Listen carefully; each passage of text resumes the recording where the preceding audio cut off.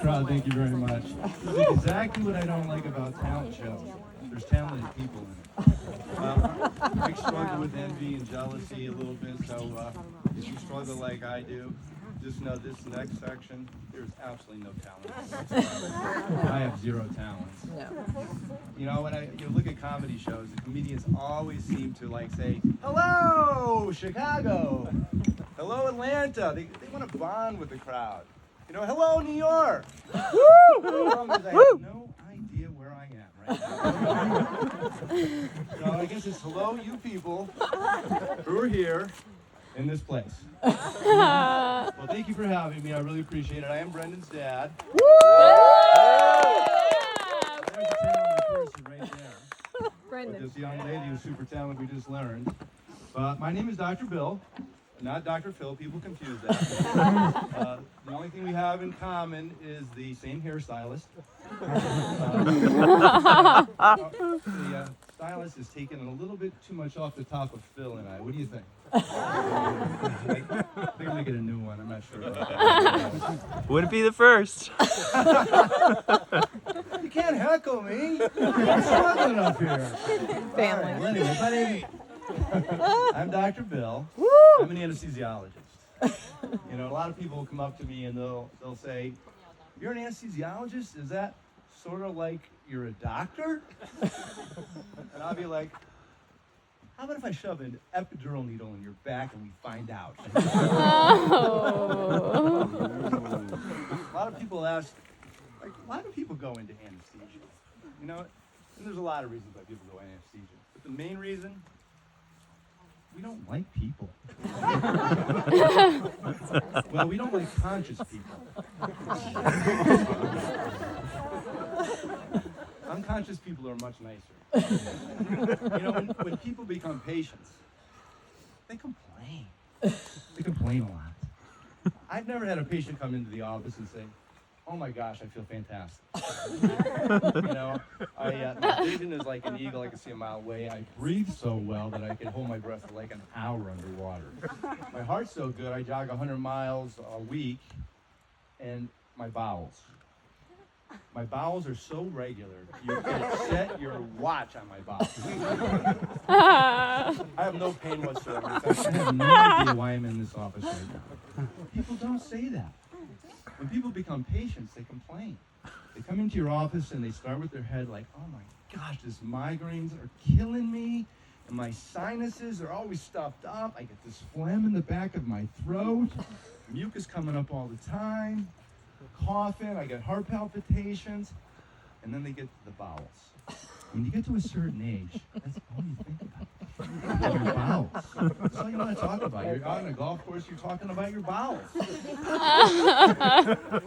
So, you know, they'll start telling you about, like, I got a cramp, and they'll tell you about how often they go, and how frequently they go, and they're constipated, and they have diarrhea, they pass gas. Sometimes they even tell you what their stool looks like. Sometimes they even say, "It smells bad," and I'm like, "Oh, really?" If they ever get off the bowels, then they move down to like the lower parts, like the men say I have erectile dysfunction. Sometimes the ladies say that I have a vaginal discharge. At this point, I usually think, "I'll bring that up in the next visit, okay?" When they talk about how their knees are killing them and their bunions are aching them, and it's toe fungus. You wouldn't believe how disgusting that is, and I'm like, I would believe it. So, our patients, I'll ask Mr. Thomas, "Mr. Thomas, how you doing?" And he'll say, we have a great doctor-patient relationship. So, I often think about, could I go back to that little Billy, myself when I was little, and just tell him, "Little Billy, when you grow up, you're going to talk about people's bowels for 30 years.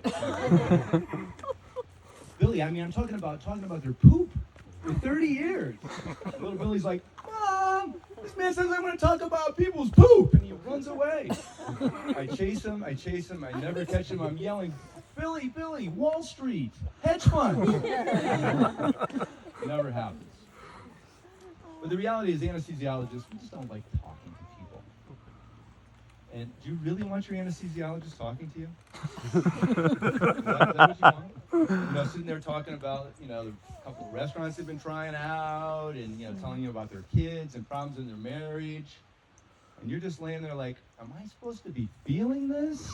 I look over at the curtain and they're like, the anesthesiologist checks things out and says, it's not going to be much longer. Hey, I'm going to Spain. Have you ever been there?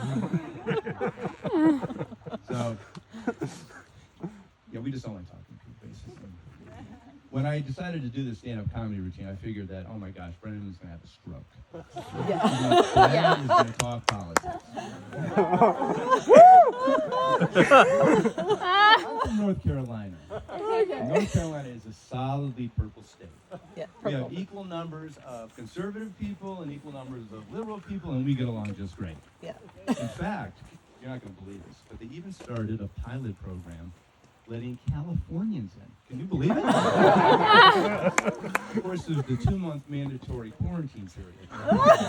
They get observed. And then there's some mandatory coursework. You have to take the course on NASCAR for Dummies. How you could sit between two morbidly obese people in 95-degree weather with 100-degree humidity, spending $20 on a flat beer, watching cars go in a circle for 3 hours and have fun. Californians don't understand that. Takes a little training. Then there's the course Leaf to Beef, how to transition from a Californian vegan to a carnivorous barbecue-eating North Carolinian. Take some training. Then, of course, you have to understand some of the way North Carolinians talk. For example, if you come up to a sweet little old lady in North Carolina and you start telling them about a problem you've been having and how you were able to overcome that problem, they'll say to you, bless your heart. And you think, what a sweet lady that is. But when she says, bless your heart, what she really means, what an idiot.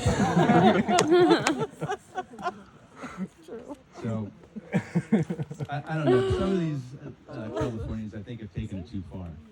Some of them, believe it or not, are buying pickup trucks. Pickup trucks with engines. Engines that use gasoline. Can you believe that? Then they go to a gas station and they're like, how come this doesn't cost $46 a gallon? Sometimes they get drunk on freedom, though, and they get a little crazy and they do these Costco runs and they're grabbing a side of beef and throwing it in the back of the truck, making barbecue at home. Even I'm worried about their CO2 production. But the real thing is what it's done to families. They'll call home and, you know, Johnny will talk to Mom, and Mom's like, we don't know you anymore. We don't know you. Don't you care about the climate anymore?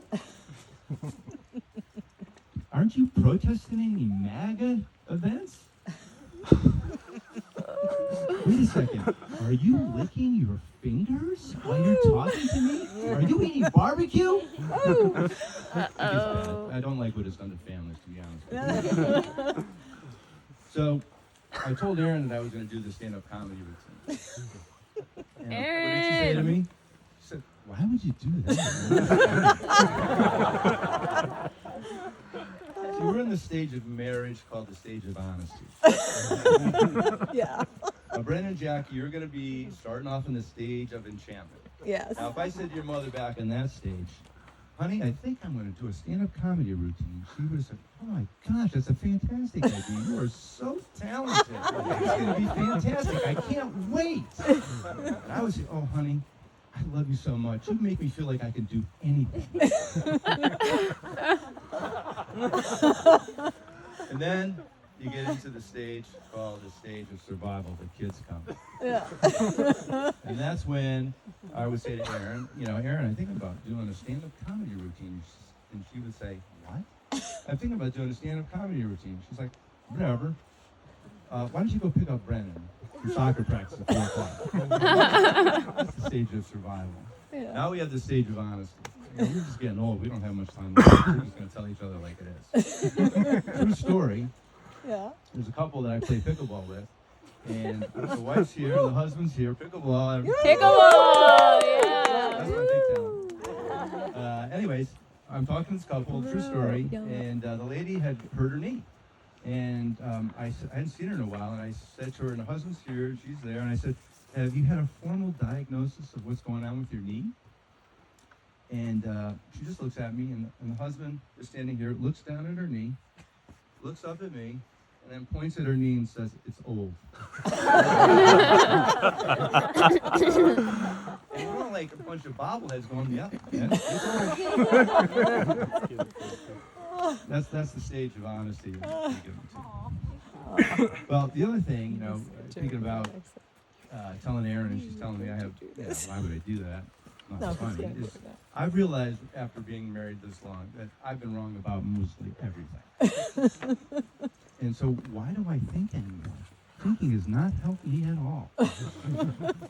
So I should just stop thinking. Yeah. And so then it dawned on me. When I'm in the hospital and I'm talking to patients, like men my age and older, this is the usual scenario. The man's in the stretcher, he's seated up like this, and his wife's off to the side. Can you hear me? I'm sorry. Off to the side. And I'll come in and I'll say, Mr. Smith, when did you last eat or drink anything? And Mr. Smith, my age, he'll look like this. And then his wife says, he had supper last night at 5 o'clock and he drank at 4 o'clock in the morning. And then Mr. Smith goes, back like that. And I'll say, Mr. Smith, do you have any medical problems? Same thing. Mrs. Smith says, yeah, he's got diabetes and hypertension. Head comes back over there. Mr. Smith, do you take any medications? Mr. Smith's like, Mr. Smith, yeah, he takes amlodipine and metformin. And one thing I notice is the wives never answer the question right away. They always wait for the head turn. I think they're thinking, maybe once. How you get irritated? It's like, this guy's my age. You're making Helplessness. me look bad. So I'm like, I give him this question. I figure they're going to get this one. Mr. Smith, are you breathing? And Mr. Smith, you can see his eyes light up. Like, I think I got this one. And then he just goes, head bows down, and he goes, Mr. Smith, hey, breathe for the doctor, Joe, would you?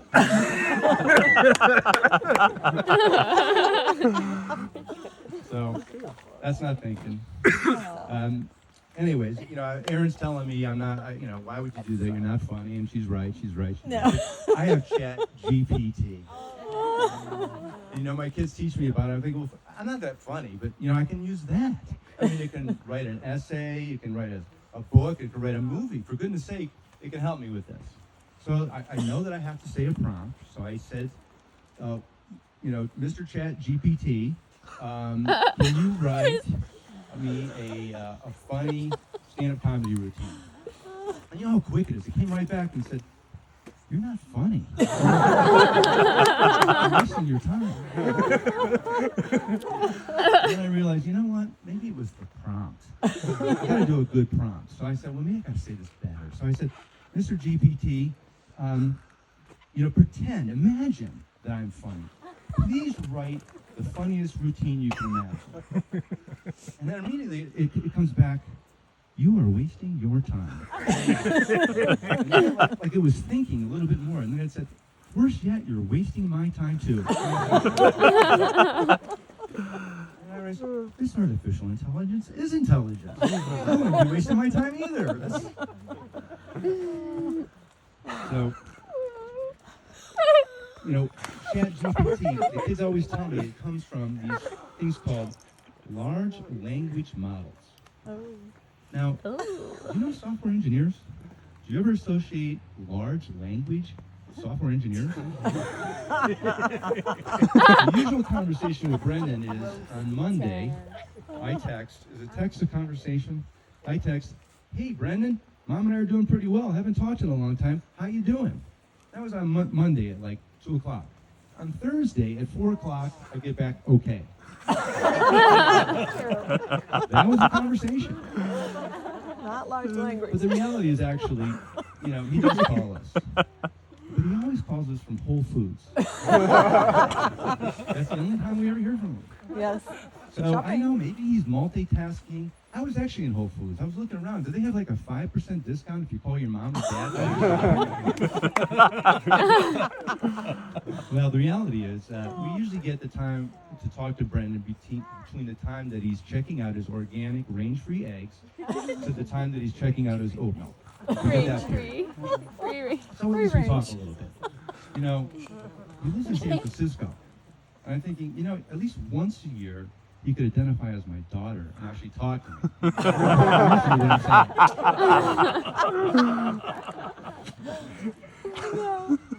me. Marriage is tough sometimes, and there's things that you have to try to figure out. One of the things that I've struggled with Erin is her facial creams and lotions. Oh, thank you. You're about to get roasted. You're about to get Why does she roasted, Erin. need all these facial creams and lotions? It's my fault. One day I just Actually. had to guess. I had to go look, and I'm looking, and there's these things that are moisturizers, and there's collagen boosters, and there's wrinkle removers, and there's serums, and there's vitamin A, B, D, C, and E, and F. And I'm like, oh my gosh, what does this cost? And I added it up. And it's one of those get off the floor moments.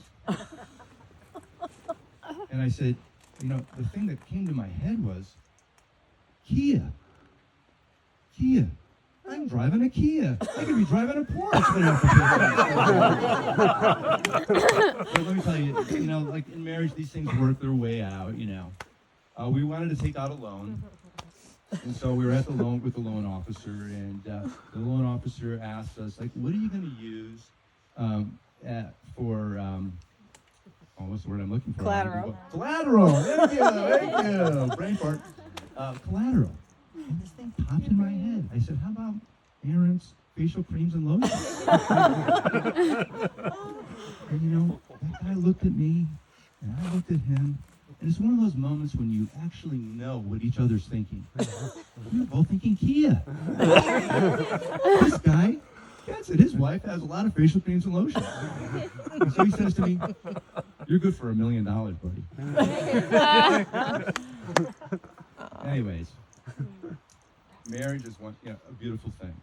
And so if I can leave you with one thought about marriage, it would be sesquilatudinarian but Liganian.